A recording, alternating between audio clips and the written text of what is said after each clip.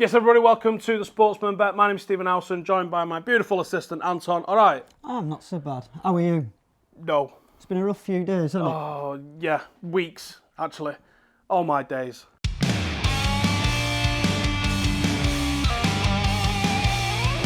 Let's get straight in there. Everton on Sunday, 4-0. What happened there? It was gutless, mate. Absolutely Gutless, yeah. And I've seen a lot of people just focusing this purely on the United team being gutless, which, fair enough. But you got to give props to Everton, because Everton have got something that we don't have at the moment, and that is balance. Yeah. NatWest balance. Barclays balance. We don't have any balance. They're arguably their defence is better than our defence by man for man, actually. Man for man, their whole defence is better than our defence. They've slowly come together as the season's gone on, haven't they? Idrissa Gueye, Sigurdsson, there's a balance in the midfield. They've got a few workhorses in there, haven't they? Bernard, and even Calvert-Lewin. Calvert-Lewin is not on anyone's top striker list. He's a young lad learning his trade, hasn't he? But he's holding the line. He's doing his job very well. So I've got to give props to Everton. They was definitely worth the win, so I don't want this to come across as sour grapes in the slightest, which I'm sure it'll get taken out of context. I don't think 4-0 was the correct score in that game. I think it was a little bit closer than that, but they was good 2-0 win, easily, I think. Some of the goals just really disappointing. Yeah. Really disappointing. I mean, how's Matic letting Sigurdsson shoot from there? I mean, that first half was one of the worst performances I've seen from United in a while. Gutless. Really, just gutless. Absolutely gutless. So we had 4-0 there, and then on to last night. It was always going to be a tough task against City. 2-0. How are you feeling Look after at this that? roll, right? You lose to Barcelona 3-0, right, at the Nou Camp. Happens. You get turned over 4-0 at Goodison, you're like, well, it's all right, not great. Doesn't happen often.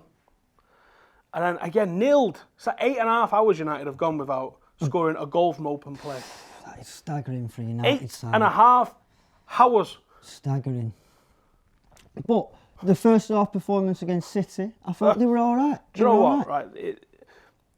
Expected goals is a pretty misunderstood stat.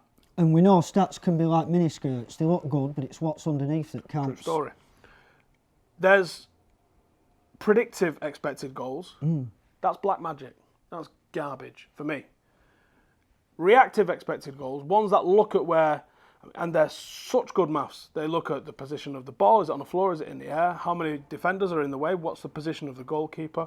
All of those things. And they give it a numerical rating from 0.00 to 1 of whether you should have scored that goal or not. The output for that game was 0.52 for City, 0.51 for United. Which tells you, United had quite a lot of low quality chances. City had a handful of medium quality chances that David De Gea probably should have done better with. Definitely. Beating at his near post twice. City were better than us. They dominated the possession, they dominated the ball. We looked well nervous when they come at us, arguably for good reason, I think. But it was the basics, mate. The basics, I think we can forgive David De Gea a couple of clangers where he gets beat at his near post because he's been so good for so long. What annoys me, the frustrating thing that annoys me is he looks like he's lost all confidence in his own ability with the ball at his feet. When he's coming to try and pass it out, look what Ederson was doing with the ball and the coolness at what he was doing with it, at the ball at his feet. And you go, we just haven't got that. And if you look at the importance of ball playing defence, just look at Liverpool. For the amount their defence has the ball, it's huge. And then you look at Ashley Young and Chris Smalling. Chris Smalling tries to pass the ball like he's never heard of passing the ball before and someone's just texted him the instructions and he's trying to figure it out on the fly. That's how awkward he looks when he's trying to pass a ball. It's terrifying. And you can understand De Gea going, I'm not going to pass it to him because there's every chance I get a shot back off me. And I can't pass it to Ashley Young because there's every chance I get a shot coming back off me. And I can't pass it to Lindelof because the opposition don't even bother marking Young and Smalling. They're like, let him have the ball, mate. But they do mark Lindelof because he's actually good with it. So it completely... And everybody marks down United's left-hand side because that's the only way that we play. So it's really easy to chalk off United's passing lanes by marking a couple of players and leaving a couple of players free. So De Gea's forced to go long to Marcus Rashford, who can't hold it up. He's a good player with certain things, but heading and his back to goal, that's not his game. And we've seen him in recent weeks, like against West Ham, going to Juan Mata and Jesse Lingard long. Really? Not even with a stepladder and a stick is Juan Mata going to be able to win a ball in the air like that. No.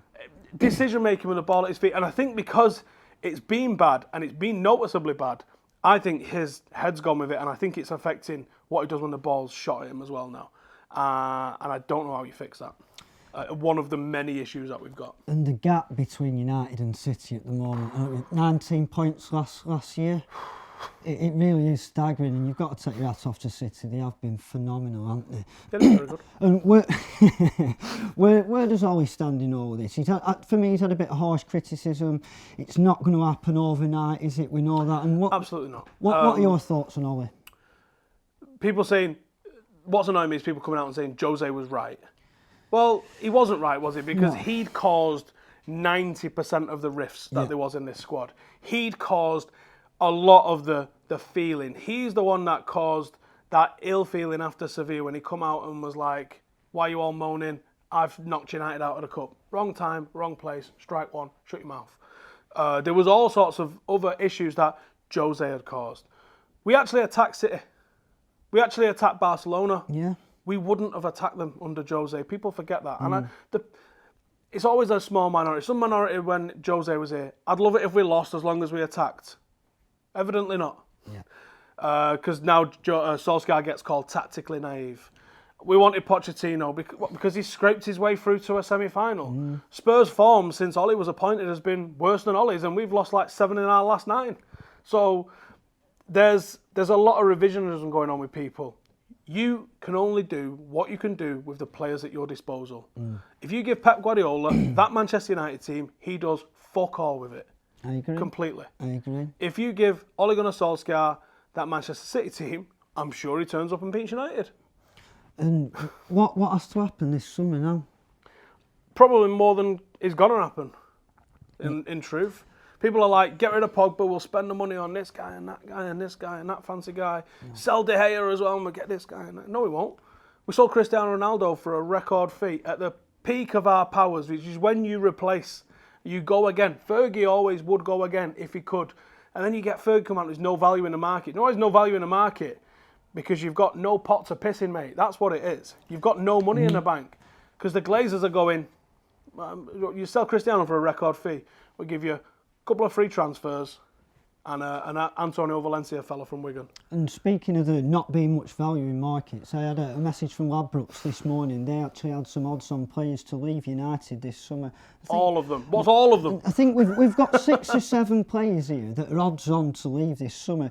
But the issue is that I don't trust our board to replace them, mate. Rojo 1 to 6, Darmian 1 to 5, Mata 1 to 4, Herrera 1 to 3. That's looking like he's going in it. Sanchez is only that high of an odd because who's going to pay his wage? 4 to 7 Sanchez, Bailly 4 to 6, and De Gea 10 to 11. All odds on to leave this summer, which is absolute madness, really, isn't it? It is because you think, if you look at our side now, a little bit of Deadwood that doesn't play, a couple of them at the top of that list, they can leave. They're not first choice, they're not in the squad. And you go, we probably need 5 or 6 to strengthen this team. But if Pogba goes, De Gea goes, who else is in that list there? Pogba's evens to leave this summer. You've then got to start looking.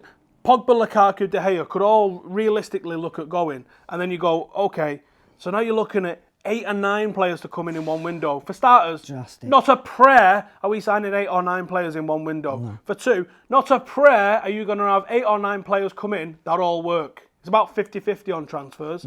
Half of them are supposed to be good, half of them are bad. That's the gamble of transfers.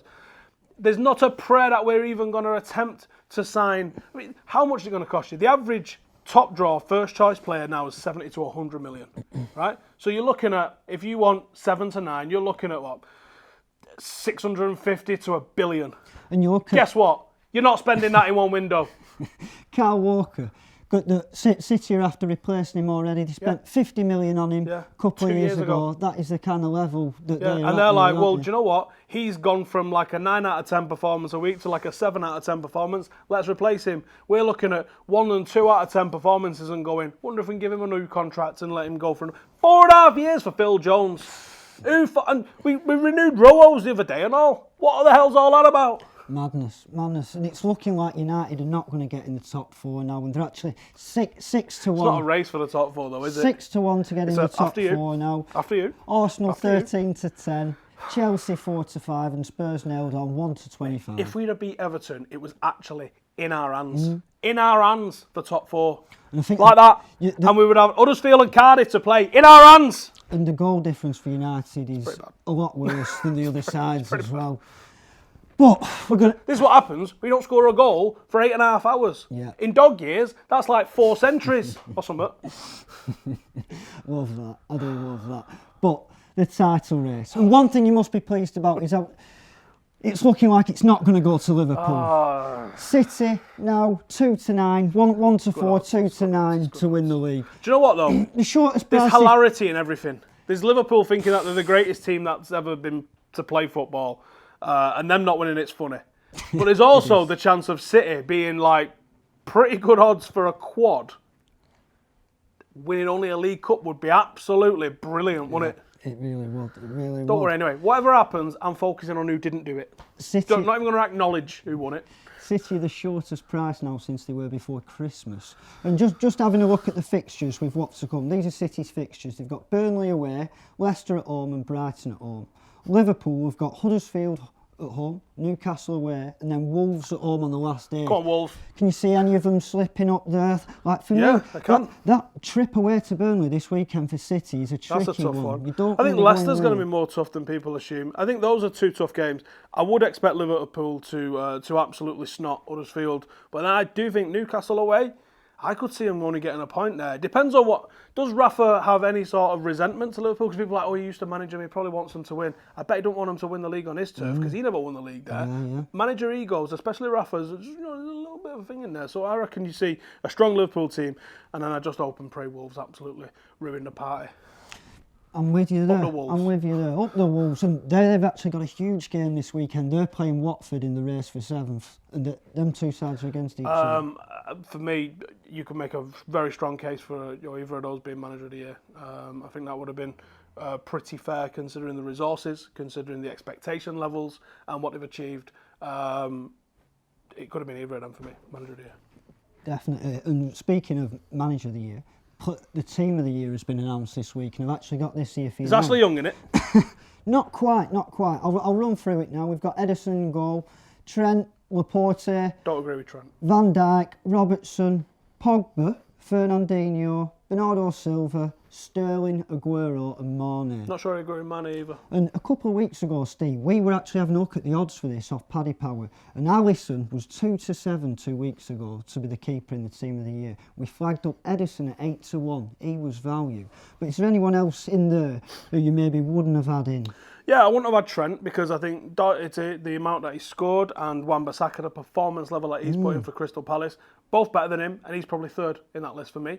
Don't believe the hype that you're all getting because people's just whatever.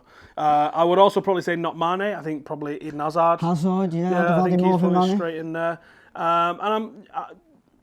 I think Pogba's had a pretty decent season. Team of the year level, not sure. Probably would have had Neves in there instead of Pogba. I think it's the output really from Pogba that's got him that, also, isn't it? someone like a Decore maybe. There's a couple that have been knocking on the door there. I don't think it's 10 of the 11 City and Liverpool. No. I think that's a bit of a piss take, to be honest. Definitely. And on to this week's betting now, Steve. And I've actually got a little treble from the Squirrel once again. He was let down last week. Who let him down? I think it was Bournemouth. They were at home to Fulham. Fulham have had back-to-back wins now, keeping clean sheets. Oh yes, cheers Fulham. You Cheers. absolute set of knobs. You've absolutely ruined my hackers for the last 2 weeks on a bounce. Keep playing that. So he's got a little treble. 6 to 1 he's gone for this week. At first one is Southampton to win at home to Bournemouth. Bit of a derby down there. That's an interesting one. There's some good odds on that one. So yeah, they're actually odds against the Southampton, which he thinks it's a big price, and they pretty much need one more win to secure safety. They're all right. And I think that incentive against the Bournemouth side that have been a real mixed bag of up and down, snot someone, lose, snot someone, lose. up and down like a bride's 90. That's what they are. The second second one in the treble is Brentford to win away at Bolton. Bolton relegated, as we know. Bolton have lost 7 of the last 8, and Brentford fresh off. I'd say that's shocking form. But I'm going to keep my mouth shut. Brentford actually fresh off a 2-0 win against Leeds this week. Superb win for them. I'm loving how that's falling apart. And the final one in the treble, so we've got Southampton, Brentford, and the last one is Peterborough to win away at Walsall. And Peterborough are actually 3 points off the playoffs, and they've got a game in hand on the rivals. Walsall, shocking run at the moment. They're in the relegation zone, 4 points from safety, 2 games to go there, and they've actually lost 7 of the last 8. I think that's a dodgy one, the last one. That's a dodgy one, yeah. I think someone like Walsall fighting for their lives, backs to the wall, nick a point. We'll have to see. But that treble, we've got Southampton, That'd be a good price, this Brentford one. and Peterborough. Just north of 6-1. He's going for a bit more value. I think you might even get 7-1 on the day. And I believe you've got a bet for us as well for the United v Chelsea. 5! Game. No, I'm not even...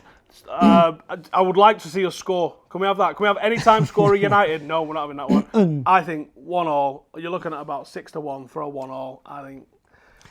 It's tough betting on United at the moment. We know Telling this. me. This is shown in the odds. United and Chelsea are both 17-10 here for the win. Both the same price. Bookies can't call it. And I think 1-1 at 6-1 is... Is that because of how good we both are? Must be, Steve. Mustn't it? But I think draw is a very sensible option there for Sunday. And we'll be back next week. You can find all those bets in the links below.